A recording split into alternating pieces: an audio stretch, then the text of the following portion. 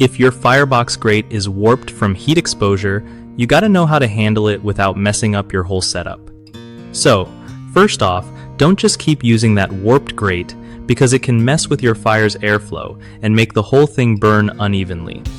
Grab a new grate that matches the size and style of your fireplace. When you're picking one, check the material.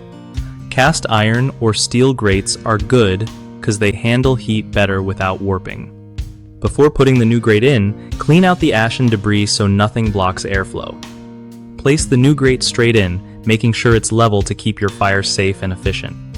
If you want your fire to last longer and burn better, stacking wood properly on the grate helps a lot. Also, try not to overload the grate with way too much wood at once.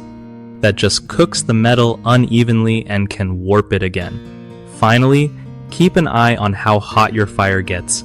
Super intense heat all the time is what usually warps grates, so pacing your fires can save you headaches.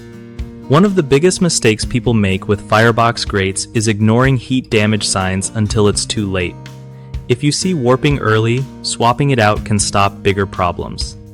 Another common issue is buying a cheap grate that looks fine but bends easily because it cannot handle high temperatures. Investing in a quality metal grate fixes that. People also often forget to clean their fireplace regularly, which causes blockages and uneven burning that can stress the grate.